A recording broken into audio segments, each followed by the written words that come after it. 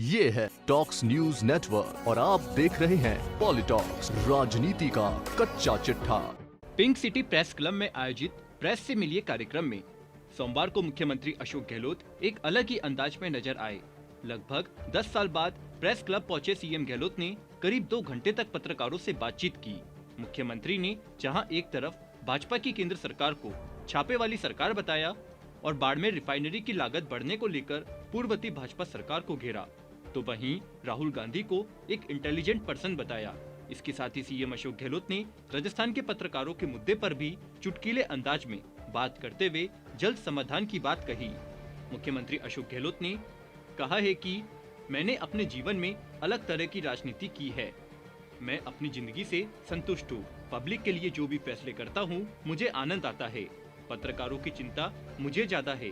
मैंने ही सबसे पहले पत्रकार कल्याण कोष शुरू किया था।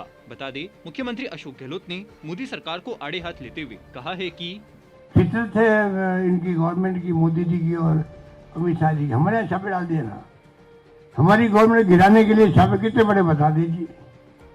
मेरे भाई जी ही पहुंच गया वहां जोधपुर में ईडी वाले। तो जब सबको मालूम है छापे वाली सरकार है, ये सरकारी छापे वाली सरकार है, और जब कभी जाएगी ना, आम आदमी ये कहेगा वो छापे वाली सरकार गई है। वो यही के धंधे यही है। वहीं राजस्थान में एआईएमआईएम के असदुद्दीन ओवैसी के चुनाव लड़ने के सवाल पर सीएम अशोक गहलोत ने कहा कि ओवैसी जी जो है वो बीजेपी के ही पार्टनर है, उनके पार्टनर है।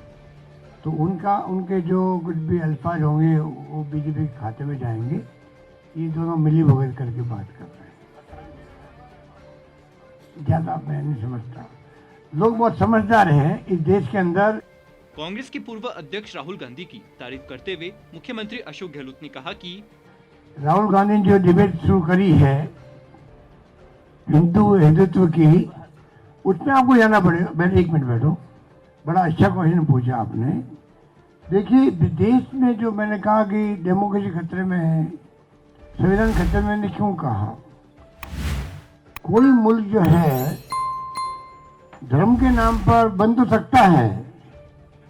अगर धर्म के नाम पर, हिंदुत्व के नाम पर हिंदू राष्ट्र बनाने की बात की जा रही है, अगर ये हिंदू राष्ट्र बन जाए जैसा लोग सपना देख रहे हैं, तो पाकिस्तान उदाहरण हमारे सामने पड़ोसी हमारा है, हमसे अलग होकर पाकिस्तान बना, हिंदू राष्ट्र, मुस्लिम राष्ट्र बना, इसलिए अलग हुए वो। फिर 2 टुकड़े उनके क्यों हो गए? मुसलमान वो भी है, मुसलमान ये भी थे, बांग्लादेश वाले क्यों हो गए? वहाँ बोली जाती बंगला, यहाँ बोली जाती है, ठीक है। वहाँ तो 2 बोली जाती है। हमारे यहाँ तो तमिल, तेलुगु, मलयालम, पंजाबी, गुजराती, मराठी, कितने बोली हैं यहाँ पर। तो क्या हिंदू राष्ट्र बन सकता है यहाँ पर?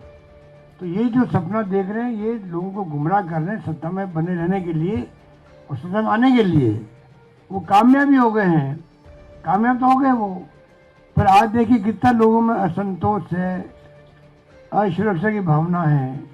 जेल में जा रहे हैं बिना बेकसूर लोग, लिचिंग हो रही लोगों की। ऐसा माहौल 70 साल में कभी नहीं था देश के अंदर।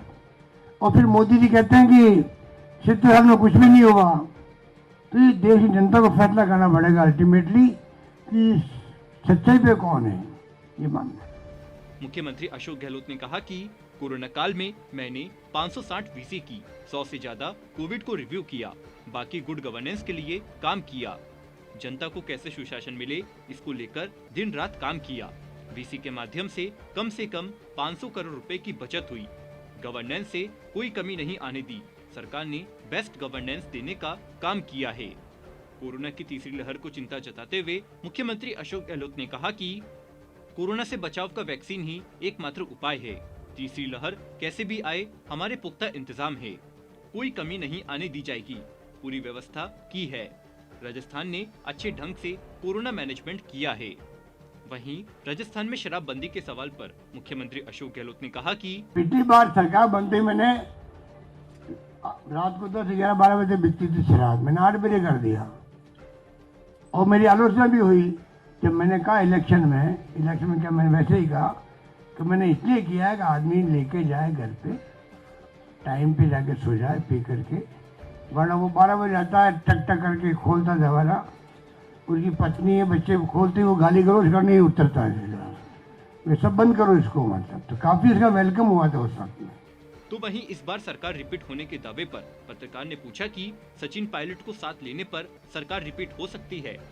इस पर सीएम अशोक गहलोत ने कुछ नहीं बोला।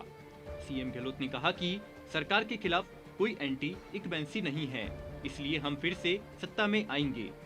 बीजेपी पर निशाना साधते हुए सीएम गहलोत ने कहा कि भाजपा विपक्ष का धर्म भी नहीं निभा पा रही है। इनकी पार्टी में 8 मुख्यमंत्री के उम्मीदवार है। एक तो केंद्रीय मंत्री गजेंद्र सिंह है जो सरकार गिराने में लगे थे, आवाज के नमूने देने से भाग रहे हैं। 8 में से 6 उपचुनाव ये हार गए। वहीं मुख्यमंत्री अशोक गहलोत ने प्रदेश की पूर्ववर्ती भाजपा सरकार पर रिफाइनरी के मसले पर राजनीति करने का आरोप लगाते हुए कहा है कि पिछली सरकार की कार्यप्रणाली के चलते रिफाइनरी प्रोजेक्ट महंगा हो गया। सीएम गहलोत ने कहा कि भाजपा सरकार की मुख्यमंत्री रही वसुंधरा राजे की वजह से बाड़मेर की रिफाइनरी की लागत 30,000 करोड़ से बढ़कर 70,000 करोड़ की हो गई है। भाजपा सरकार के कार्यकाल में रिफाइनरी के काम में विलंब किया। सीएम अशोक गहलोत ने पत्रकार आवासीय योजना को लेकर सीएम अशोक गहलोत ने कहा कि अपने मुझे जितना याद है, अभी हमने सब कमेटी बना दी है आपकी, आप कमेटी की मीटिंग बुलाइए, सब मेरे पास आइए, आप मैं मंत्री जी को बुला लूंगा, वहां पर आपके सामने कमेटी के सामने मंत्री जी आ जाएंगे, जेडीसी आ जाएंगे और किसी को उसको बुला लेंगे और हाथों से फैसला कर लेंगे। मुख्यमंत्री अशोक गहलोत ने कहा कि मेरा रिश्ता प्रेस के साथ में बहुत ही पवित्र रहा है, पावन रहा है। मैंने कभी जो है ना उनको खिलाया पिलाया ना दारू पिलाई उनको, बल्कि चाय भी उन्होंने पिलाई हुई मुझे। आप सोचिए, बाद में कह रहा हूँ, बहुत गंभीरता से कह रहा हूँ कि चाय भी मुझे पत्रकार मित्र से बैठते थे हम लोग बचपन में, तब से लगा करके हमेशा जब कोई मौका लगा तो चाय पीने जाते थे ना, तो पेमेंट वो करते तो मुझे देते, दिक्कत नहीं होती थी। कहना मतलब रिश्ता है ये, पेमेंट तो मैं भी कर सकता, कोई कर ले, पर इतना पवित्र रिश्ता रहा मेरा। तो आप सोच सकते हो 20 साल पहले जब मैं मुख्यमंत्री बना तब से आज तक मैं उस रिश्ते को निभाने की कोशिश कर रहा हूँ। इसलिए मैं हमेशा ध्यान रखता हूँ खुद आगे बढ़ कर के कि भाई मैं क्या कर सकता हूँ, क्योंकि आपकी भूमिका मैं कम नहीं मानता। मुख्यमंत्री अशोक गहलोत ने आगे कहा कि मैं अगर मंदिर मस्जिद जाता हूँ तो मैं प्रार्थना करता हूँ पूरे ब्रह्मांड की। मैं कभी नहीं मांगता मुझे ये दो, मुझे वो दो, ये कर लो, वो कर लो। मैं मांगता हूँ पूरे ब्रह्मांड में जो मानव मात्र, जीव जंतु जो भी है, सबका कल्याण हो। मेरी वो 1 मिनट या आधा मिनट की प्रार्थना होती होगी। आज तक मैंने यही किया है जहाँ कहीं गया हूँ हिंदुस्तान में, दुनिया के अंदर, और मेरा विश्वास उसी के अंदर है। मेरा विश्वास उसी के अंदर है। मैं नहीं मानता कि सीमाओं के साथ में भगवान बदल जाते हैं। देश की सीमाओं के साथ भगवान बदल रहे दुनिया के अंदर, कभी होता है ऐसा? भगवान कोई है, शक्ति तो एक है। कोई हिंदू, मुस्लिम, सिख, ईसाई, पारसी जन कोई हो, सबका एक ही भगवान है।